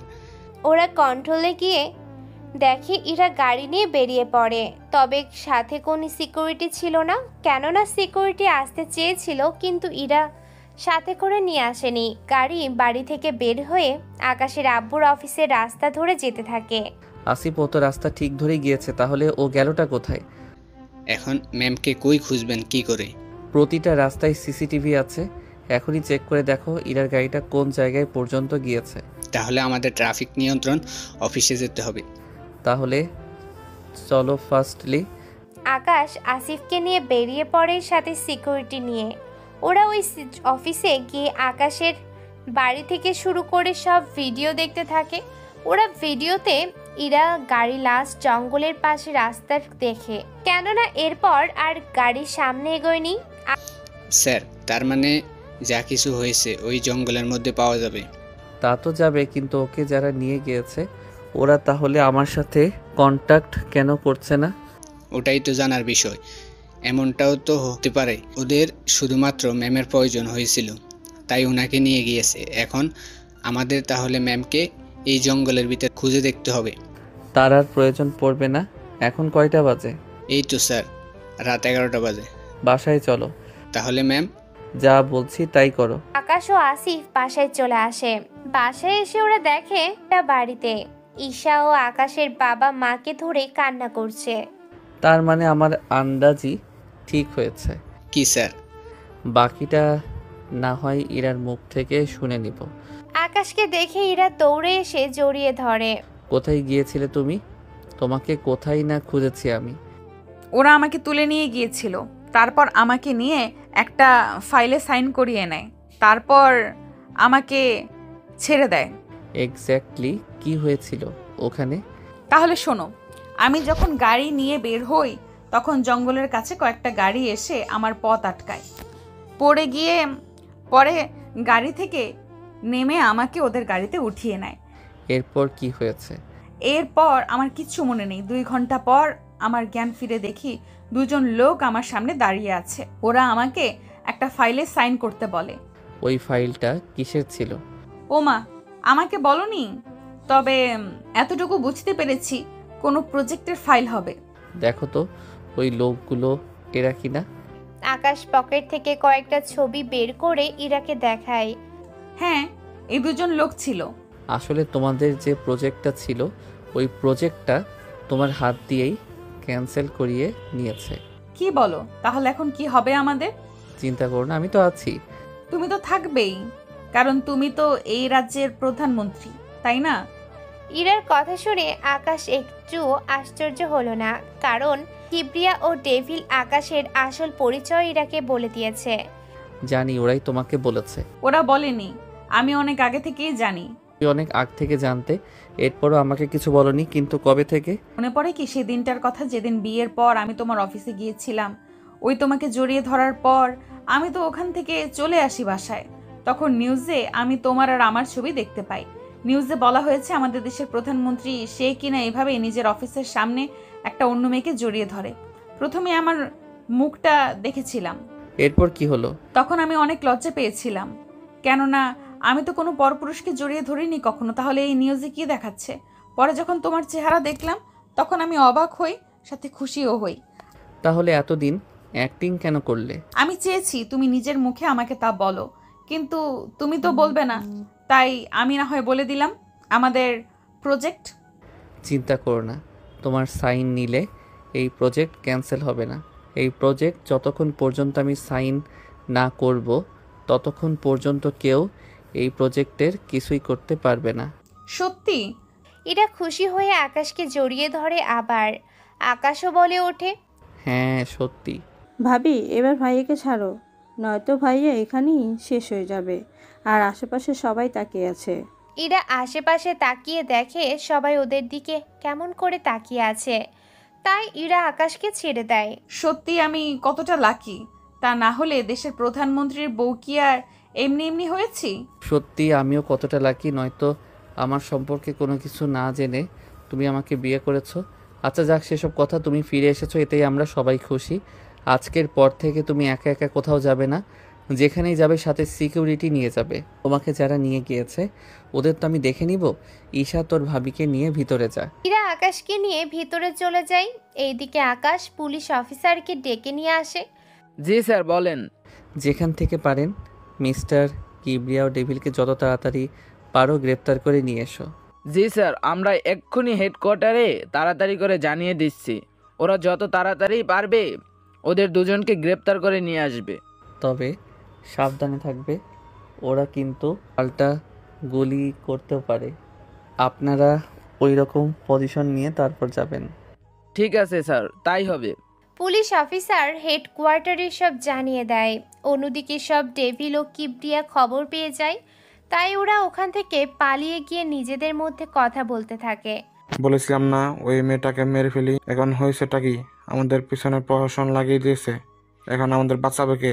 আমাদের তো ওই এখন নেই। আরে পজিশন থেকে কি করব? আমরা কোথায় আর ওরা কোথায়? তাই যত তাড়াতাড়ি পাই আমাদের কিং এর কাছে হাত মেলাতে হবে। কিন্তু কিং তো এখনও রাজি হবে না। দরকার হলে আমরা ওনাকে বলবো যে আমরা দুজন ওনার লোক হয়ে কাজ করব, তাহলে আমাদের কেউ কোনো ক্ষতি করতে পারবে না। ঠিক বলেছিস, তাইলে চল আমরা ওনার ডান হাত আসিফের সাথে কথা বলি। তাই কিবরিয়া ও ডেভিল আসিফকে কল দেয়। কিছুক্ষণ পর আসিফ কল রিসিভ করে। বলুন মিস্টার কিবরিয়া, হঠাৎ কি মনে করে কল দিয়েছেন? আমরা কিং এর হয়ে কাজ করতে চাই, প্লিজ ওনার সাথে কথা বলে আমাদেরকে বাঁচান। তাহলে ঘটনাটা কি তা আগে বলেন। এরপর কিবরিয়া সবকিছু আসিফকে বলতে থাকে। আসিফ সব কথা শুনতে থাকে। দেখুন, আমি বসের সাথে কথা বলে আপনাদের জানাবো। যেহেতু আপনারা বিপদে পড়েছেন, তাই আমি বসকে বলে আপনাদের জন্য কিছু একটার ব্যবস্থা করব। তাইলে যত তাড়াতাড়ি পারেন আমাদের ব্যাপারটা জানাবেন। ঠিক আছে, জানাবো। বস আজকে আসবে না আস্তানায়, কালকে আসবে, তখন ওনাকে আমি আপনাদের ব্যাপারে বলবো। তাই এখন একটা কাজ করে আপনারা অপেক্ষা করুন, আন্ডারগ্রাউন্ড থেকে বের হবেন না। বুঝতেই তো পারছেন, আপনারা কোন এমপি অথবা মন্ত্রী বা কোনো প্রশাসনের লোকের বউকে তুলে নিয়ে আসেননি, এসেছেন দেশের প্রধান যিনি তার বউকে। তাই বস আসলে আমি কথা বলে আপনাদের জানাবো। জি, তাইলে আমাদের অনেক উপকার হতো। এইদিকে আকাশ পরের দিন অফিসে যায়, তবে আজকে ঈশাকে বাড়িতে রেখে দিয়ে গিয়েছে, যাতে করে ইরা ও ঈশা ওরা দুজনে গল্প করতে থাকে। ওই দিন পুলিশ অনেক খোঁজ খবর নিয়ে ওদের খোঁজ পেল না, তাই পুলিশ কমিশনার আকাশের সামনে আসলো। সরি স্যার, আমাদের লোক অনেক চেষ্টা করেছে কিন্তু ওদের আস্তানা খুঁজে পায়নি। আপনার কথা মতো জঙ্গলে ওরা দেখেছে, কিন্তু ওখানে একটা বাড়ি আছে, তবে ওই বাড়িটা ভাঙা। তাই ওই বাড়িটা আমরা খুঁজে দেখেছি, তবে বিশেষ কিছু পাইনি। তবে আমরা হার মানব না, ওদের খুঁজে বের করবই। আচ্ছা, আপনারা আপনাদের কাজ করেন। এইদিকে আকাশ বাড়িতে আসে, বাড়িতে এসে ওদের সাথে আড্ডা দেয়। তখন আসিফ কল দেয়। আসিফ, হঠাৎ এই সময় কল? বস, আজকে একবার আসতে পারবেন? কোনো গুরুত্বপূর্ণ কথা ছিল কি? জি বস। তাহলে আমি রাত 10টার সময় আসবো। ঠিক আছে স্যার। এইদিকে রাত হতেই আকাশ বেরিয়ে পড়ে। পথে চেকপোস্ট, সবাই গাড়ি চেক করছে। গাড়ি চেক করতে গিয়ে পুলিশ অফিসার আকাশের গাড়ি দেখতে পায়, কেননা আকাশের গাড়ির উপরে লাল কালারের লাইট ছিল। তাই ওরা সরকারি গাড়ি ভেবে ছেড়ে দিয়েছে। তাই আকাশ ওর আস্তানায় চলে আসে, আস্তানার ভিতর প্রবেশ করে। হঠাৎ এত জরুরি তলব? আসলে মিস্টার কিবরিয়া ও ডেভিল ওরা আপনার হয়ে কাজ করতে চায়। এটা তো খুশির কথা, কিন্তু হঠাৎ কি হলো ওদের যে আমার দলের হয়ে কাজ করতে চাইছে? তাহলে শুনুন বস। এরপর আসিফ সব ঘটনা আকাশকে বলে। তখন আকাশ বুঝতে পারে ওরা প্যাসে আটকে গিয়েছে, তাই ওরা এখন আমার লোক হয়ে বেঁচে যেতে চাইছে। একটা কাজ করো, ওদেরকে বলো ওদের যেখানে যেখানে যত রিঙ্গিট ও স্বর্ণ আছে সব কিছু নিয়ে এই ঠিকানায় আসতে বলবে। আমি এখন গেলাম, তাই ওরা যদি রাজি হয় তাহলে তো ভালো, নয়তো কিছু করার থাকবে না। ঠিক আছে বস, আমি তাহলে ওনাদের ব্যাপারটা জানিয়ে দিচ্ছি। দাও। এইদিকে আসিফ ওদের কল দিয়ে জানিয়ে দেয় সব কিছু। অন্যদিকে আকাশ বাড়ি ফিরছিল, তখন সামনে দেখে কমান্ডোগুলো লাইন ধরে দাঁড়িয়ে আছে, কেননা ওরা আকাশের গাড়ির দিকেই আসছে। ওরা আকাশের গাড়ির সামনে আসে তখন ওরা কিন্তু আকাশের পরিচয় জানতো না, তাই ওরা আকাশের গাড়ি সার্চ করে কিছু বন্দুক পায়। তাই ওরা আকাশকে নিয়ে থানায় চলে আসে। আকাশ যদিও ওদের অনেকবার দিয়েছিল আকাশের পরিচয়, কিন্তু ওরা বিশ্বাস করেনি, কারণ আকাশের মুখ এখনো অনেকেই দেখেনি। তাই ওরা আকাশকে চেনে না। তার উপর আকাশের সাথে কোনো সিকিউরিটি না থাকায় ওরা সন্দেহ আরো বেশি করে। তাই আকাশের কোনো কথা না শুনে থানায় নিয়ে আসে। কিরে, তুই নাকি নিজেকে প্রধানমন্ত্রী বলে পরিচয় দিয়েছিস, তার উপর তোর গাড়িতে বন্দুক পেয়েছি। দেখুন, আপনাদের বিশ্বাস না হলে আমি একটা কল দেই, তাহলে লোকজন আসলে তো আপনাদের বিশ্বাস হবে। আমাদের কি বোকা পেয়েছিস তুই?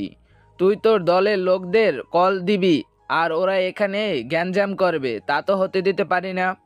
তাহলে আপনাদের কাছে প্রধানমন্ত্রী সিকিউরিটি মিস্টার আসিফ, ওনার নাম্বার তো আছে, তাহলে ওনাকে কল দিয়ে এখানে আসতে বলেন, তাহলেই তো বুঝতে পারবেন। ঠিক আছে, ওনাকে কল দিচ্ছি। যদি তুই প্রধানমন্ত্রী এটা প্রমাণিত না হয় তাহলে তোর কি হাল করব তুই নিজেও কল্পনা করতে পারবি না। এইদিকে ওরা আসিফকে কল দেয়। আসিফ কথা বলে আকাশের বাবা মা ও ঈশা এবং ইরাকে ব্যাপারটা বলে। কার এত বড় সাহস আমার ভাইকে গ্রেপ্তার করে? দেখুন, আপনারা উত্তেজিত হবেন না। লোকটা গাড়িতে বন্দুক পাওয়া গেছে, তাই নাকি ওই লোকটা স্যারের পরিচয় দেয়, তখন আমাকে থানায় গিয়ে সত্যিটা জানাতে হবে। তাহলে আমিও যাব ওকে ছাড়াতে। দেখুন ম্যাম, উনি যদি স্যার হয় তাহলে পুলিশ নিজে থেকে ওনাকে ছেড়ে দেবে, কারণ একজন প্রধানমন্ত্রীকে ধরে রাখার ক্ষমতা ওদের নেই। কিন্তু বন্দুক? দেখুন ম্যাম, নিজের আত্মরক্ষায় বন্দুক ব্যবহার করতেই পারে। আচ্ছা, লেট হয়ে যাচ্ছে, আমি যাই। আসিফ বের হয়ে পুলিশ স্টেশনে চলে আসে। ওখানে আকাশকে দেখে দৌড়ে সামনে আসে এবং পুলিশকে বলে হাত কড়া খুলে দিতে। পুলিশ হাত কড়া খুলে দেয়। এবার বিশ্বাস হলো তো? সরি স্যার, আমরা বুঝতে পারিনি। আসলে আপনার সাথে কোনো সিকিউরিটি ছিল না, আর নাই কোনো সরকারি গাড়ি ছিল, তার ওপর বন্দুক ছিল, তাই আপনাকে আমাদের বাধ্য হয়ে থানায় আনতে হয়েছে। কোনো ব্যাপার না, আপনারা আপনাদের ডিউটি করেছেন, তাহলে আমি এখন আসি। প্লিজ স্যার, আমাদের বিরুদ্ধে কোনো অ্যাকশন নেবেন না। আরে কি যে বলেন, আপনারা আপনাদের ডিউটি করেছেন, তাহলে এখন আসি আমি। ঠিক আছে স্যার। এইদিকে আকাশ বাড়িতে এসে অনেকজনের অনেক রকম কথা শুনতে হয়েছে। এই বিষয়ে আকাশ কোনো রকম কান দেয়নি, কারণ এখন এদের সাথে কথা বললে এখন আরও সমস্যা। ওইদিকে আসিফ কিবরিয়া ও ডেভিলকে জানিয়ে দেয় কিং ওদের সাথে সংযোগ করতে চেয়েছে। তা শুনে ওরা অনেক খুশি হয়। এইদিকে সব কিছু ঠিকঠাক হয়ে গিয়েছে, তাই কিবরিয়া ও ডেভিল ওদের যা কিছু আছে তা নিয়ে কিংয়ের আস্তানায় চলে আসে। ওরা সব কিছু গুছিয়ে চলে আসে। দেখুন, বসের কথায় আপনাদের এইখানে নিয়ে আসা হয়েছে। এখানে আপনারা সম্পূর্ণ নিরাপদ, তাই পরিস্থিতি ঠিক হওয়া পর্যন্ত আপনারা এখানে থাকবেন আমাদের লোকের সাথে। কিন্তু আপনি কোথাও কি যাচ্ছেন? হ্যাঁ বস, আমাকে কল দিয়েছিল, বলেছে প্রধানমন্ত্রী আছে না, ওনার কাছে যাবে, ওনাকে বুঝিয়ে শুনিয়ে আপনাদের থেকে কেসটা তুলে নেবে, সেজন্য আমাকেও যেতে বলেছে। তা আপনি আসবেন কখন? এই তো 2-3 দিন তো সময় লাগবেই। কিন্তু এখানে আপনাদের লোক, মানে ওরা যদি সমস্যা করে আমাদের সাথে? তা নিয়ে টেনশন করবেন না, ওদের সব কিছু বলে দিয়েছি, কোনো সমস্যা হবে না। তাহলে এখন আমি আসি। আসিফ চলে আসে আস্তানা থেকে। এইদিকে ইরাদের প্রজেক্টের কাজও প্রায় অর্ধেক হয়ে এলো। অন্যদিকে আকাশ ওর অফিসের জন্য, অন্যদিকে কিবরিয়া বলে, ডেভিল কিং ও নেই, সাথে কিং এর বিশ্বস্ত আশিকও নেই। তাতে কি? এই সুযোগে আমরা ওর লোকদের নিজেদের করে নিতে পারি, তাহলে আমরা দুজনই এখানে রাজত্ব করতে পারবো। কিন্তু ওরা কি রাজি হবে? আমাদের কাছে যা কিছু আছে তা দিয়ে ওদের কিনে নিব। দরকার বললে কিং এর আস্তানা ভালো করে খুঁজে এখান থেকে সবকিছু হাতে নিয়ে না হয় ওদের কিনে নিব। বুদ্ধিটা আসলে মন্দ নয়। এরপর ওরা আকাশের আস্তানায় অনুসন্ধান করে কোনো রকমের কিছু পেল না, শুধুমাত্র খাবার ছাড়া। তাই কিবরিয়া ও ডেভিল ওদের রিংকিট ও স্বর্ণ দিয়ে আকাশের সব লোকদের ওদের দলে নিয়ে নেয়। কিং নিজেকে খুব চালাক মনে করো, তাই না? এখন শুধুমাত্র তোমার এখানে আসার অপেক্ষায়, এরপর দেখে তোকে আমরা কি করি এখানে। এরপর ওরা লোকজন নিয়ে আকাশের বাড়ি থেকে ইরা এবং আকাশের বাবা মাকে নিয়ে চলে আসে এই আস্তানায়। এটা সম্ভব হয়েছে কিংয়ের লোকদের জন্য, কেননা ওরা না থাকলে এই কাজটা কখনো সম্ভব হতো না। এইদিকে আকাশ আসিফকে নিয়ে বাড়িতে এসে দেখে অন্যান্য সিকিউরিটিগুলো মনে পড়ে আছে। আকাশ ওখানে এসে দেখে এই সব কিছু। ঈশা গাড়ি থেকে নেমে বলে, ভাইয়া এইসব কি? ভাবি ও বাবা মা ওনার ভিতরে আছে কিনা? তাড়াতাড়ি চলো ভিতরে গিয়ে চেক করি। এইদিকে সারা বাড়ি চেক করেও ওরা কাউকে পেল না। অন্যদিকে ওদের সবাইকে নিয়ে এসে একটা রুমে আটকে রাখা হয়েছে। ওদের সবাইকে আটকে রেখে ওরা আকাশকে কল দেয়। কে বলছেন? আমি ডেভিল বলছি। চিন্তা করিস কি আমাকে?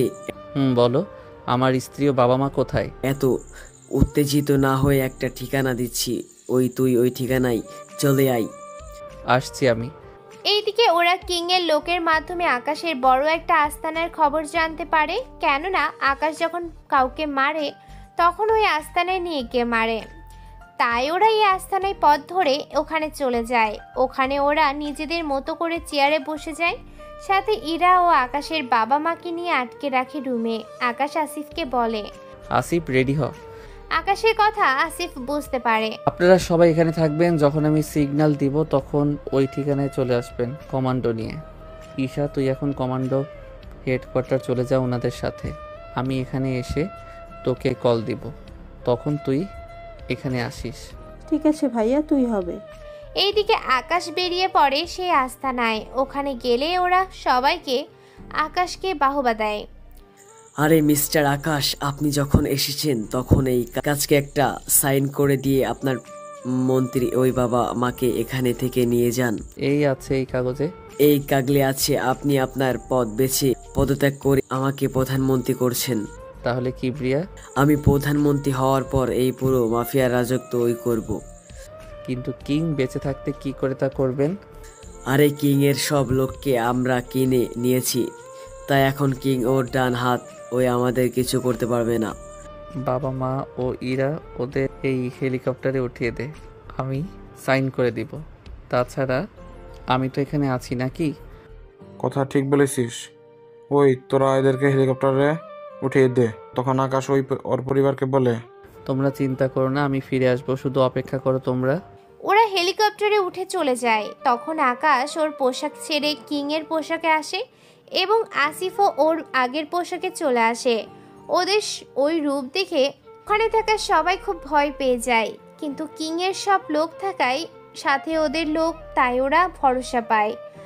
তার মানে তুই প্রতিদিন প্রধানমন্ত্রী হয়ে আমাদের এই হাল করেছিস, আর তোর সিকিউরিটি ছিল তোর ওই ডান হাত। ধরেছিস, এখন তোদের কে বাঁচাবে আমার হাত থেকে? ভুলে যাস না, তোর সব লোক এখন আমার দলে। ভুলিনি, তুইও ভুলে যাস না, এটা আমার আস্তানা। এখন থেকে আমরা দুজন ঠিকই যেতে পারবো, কিন্তু যারা আমার সাথে বেইমানি করেছে ওদের কাউকে আমি বাঁচিয়ে রাখবো না। আকাশের গাড়িতে হাত দিতেই আকাশের লোক মানে কিংয়ের লোকগুলো সবাই কারেন্টের শক খেয়ে মারা যায় এবং কিবরিয়া ও টেবিলের লোকও মারা যায়, কেননা ওরা যে চেয়ারে বসেছিল তা সরাসরি ইলেকট্রিক তারের সাথে কানেক্ট ছিল। তা শুধুমাত্র আকাশ নিয়ন্ত্রণ করত। যারা চেয়ারে বসেনি শুধুমাত্র ওরা বেঁচে গেল। এতে করে প্রায় 20 জন হবে মাফিয়া বেঁচে আছে। এরপর শুরু হলো আসল খেলা। ওদের মধ্যে বন্দুক যুদ্ধ হতে থাকে। এতে করে ওরা সবাই মরে যায়। এখন বাকি আছে কিবরিয়া ও ডেভিল। এখন কোথায় ফেলাবি কিবরিয়া ডেভিল? এরপর আকাশ ওদেরকেও গুলি করে দেয়। ওরা নিজেদের ঘড়িতে ওই পরিমাণে বোমা অ্যাক্টিভ করে দেয় যা মিনিটের মধ্যে ফেটে যাবে। তাই আকাশ ওখানে থাকা অন্য একটা হেলিকপ্টারে উঠে পড়ে। আসিফ তাড়াতাড়ি ওঠ। আসিফ উঠে গেলে ওরা হেলিকপ্টারে করে অনেক দূরে চলে আসে। 1 মিনিট হওয়াতে ওখান থেকে 1 কিলোমিটার দূরত্বে থাকা সব কিছু আগুনে জ্বলে শেষ হয়ে যায়। আর এই শেষ হওয়ার মাধ্যমেই মাফিয়া কিংয়ের রাজত্ব শেষ হয়। তবে আকাশের রাজত্ব চলবে ওর মৃত্যু না হওয়া পর্যন্ত। এইদিকে আকাশ বাড়িতে আসার সবাই অনেকে খুশি হয়। এরপর থেকে আকাশ রাজত্ব শুরু করে পুরো মালয়েশিয়ার উপর, তাও বৈধভাবে। এইভাবে মাফিয়া কিং রাজত্ব শেষ হয় আর শুধু হয় আকাশের রাজত্ব। গল্পটা কেমন হয়েছে তা কিন্তু আপনারা অবশ্যই জানাবেন কমেন্টের মাধ্যমে। গল্পটা শেষে অনেকেই ভালো নাও লাগতে পারে, কিন্তু সবার মতো করে তো আর গল্প শেষ করা যায় না, তাই না? আসসালামু আলাইকুম।